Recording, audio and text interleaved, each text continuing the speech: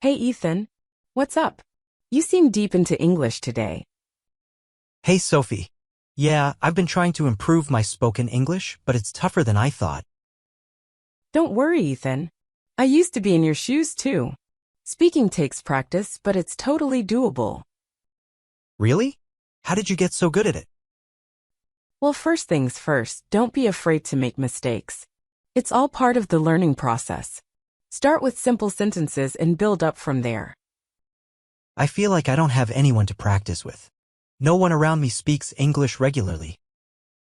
No problem. You can talk to yourself seriously. Narrate your day, describe things around you, pretend you're in different situations. It sounds silly, but it helps you get comfortable forming sentences. Talking to myself? That sounds a bit odd. Trust me, it works. You'll become more confident in constructing sentences, and it's a safe space to experiment with new words.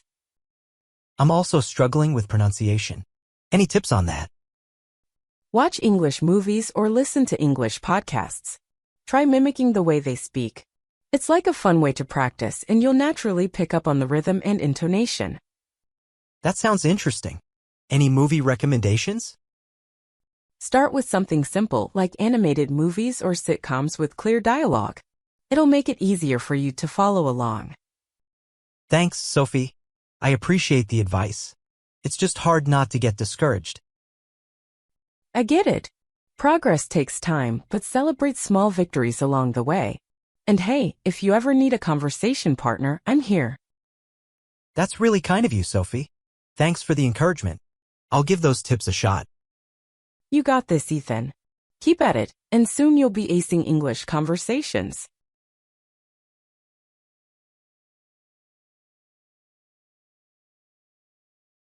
Hey Alex, do you ever think about how important it is to learn English for our future careers? Yeah, I do, but sometimes I wonder if it's really that crucial. Trust me, it is.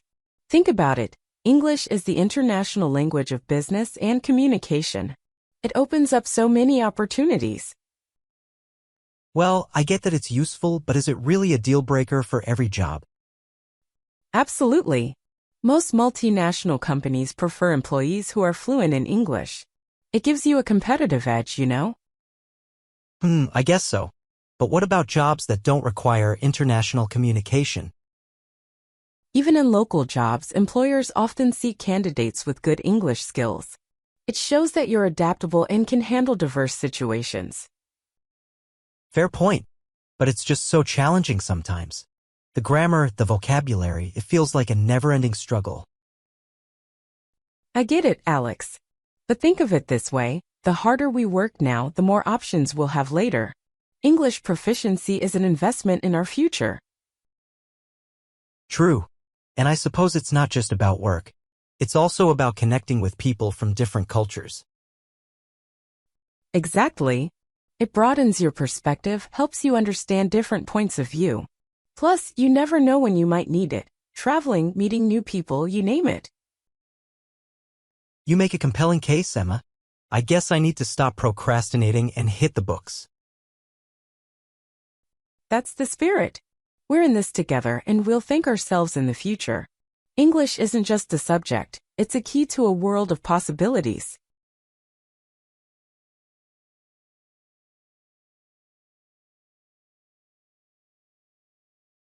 Hey Mike, have you heard about that new movie coming out next week? Oh, you mean the one everyone's been talking about? Yeah, I've seen the trailers. It looks incredible. Absolutely. The reviews are fantastic too. I was thinking, would you be interested in catching it at the cinema together? That's a great idea. I was planning to see it anyway. Watching it with a colleague sounds like a fun way to enjoy it. Awesome. We can grab some popcorn, discuss the plot afterward. It'll be a mini office movie night. Count me in. Which day were you thinking? How about Friday after work? Gives us a chance to unwind and start the weekend on a high note. Perfect. I'll mark it in my calendar. By the way, do you prefer action or drama? I'm more of a drama person, but I'm open to anything really. How about you? Action all the way. Explosions, car chases, you name it. Well, this movie seems to have a bit of both. So it should be a good mix for both of us. Agreed. I'm looking forward to it. And hey, thanks for suggesting this. It's been a while since I went to the movies with someone. No problem, Mike. It's always more fun with company. Plus, it's a great way to bond outside of the office. Absolutely. I'll make sure to buy the tickets in advance. Don't want to miss out on this one. Sounds like a plan. I'll see you at the cinema on Friday then.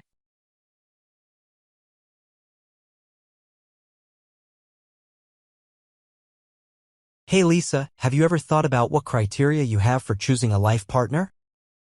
Oh, you mean like a list of qualities or something? Yeah, exactly. I was reading this article and it got me thinking about what really matters when it comes to choosing someone to spend your life with. Interesting. What stood out to you? Well, they mention things like shared values, communication, and mutual respect. But I'm curious about what others prioritize. I think those are definitely crucial. For me, a sense of humor is vital. Life's too short to not laugh together, you know? Absolutely. Laughter can make the tough times more bearable. What about other qualities? Trust is huge for me. Without trust, it's tough to build a strong foundation. And of course, someone who's supportive of my goals and dreams. True. Support is key. I was also thinking about the importance of independence, someone who has their own passions and interests. That's a good point. We shouldn't lose ourselves in a relationship. Independence keeps things interesting. And what about looks? Some say physical attraction is important. Well, of course, there has to be some level of attraction, but it's not everything. It fades over time, and what's left are the deeper connections. Very true. Compatibility matters more in the long run. What about deal breakers? Oh, honesty is a non-negotiable for me. If you can't be open and honest, it's hard to build trust. I completely agree. Open communication is the foundation of a healthy relationship. So, do you have a list of criteria in mind? Yeah, I've been jotting down some thoughts. Shared values, communication skills, emotional intelligence, those are on the top of my list. Sounds like you're giving it serious consideration. Well, choosing a life partner is a big deal. It's good to be intentional about it. Absolutely. Let's hope we find someone who checks all the boxes.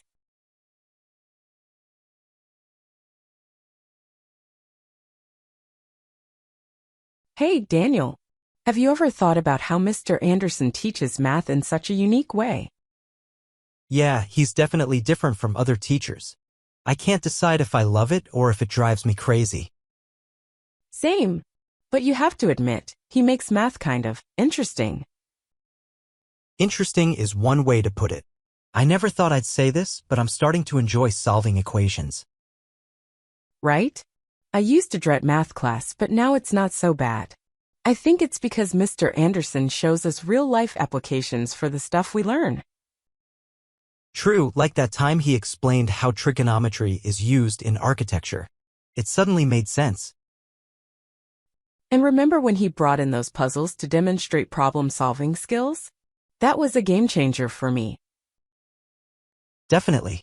I never thought math could be like solving a puzzle. It adds a whole new level of fun to it. Plus, he's always encouraging us to ask questions, no matter how basic. It makes me feel more comfortable in class. Yeah, he's patient and doesn't make you feel dumb for not getting something right away. That's a big deal for me. Agreed. I appreciate that he focuses on understanding the concepts rather than just memorizing formulas. It feels more meaningful. Do you think he knows how much of an impact he's making on us? I hope so. We should tell him sometime. It's rare to find a teacher who can make math enjoyable. You're right. We're lucky to have Mr. Anderson. He's turning math skeptics like us into enthusiasts. Who would have thought? We owe a lot to that quirky math teacher of ours.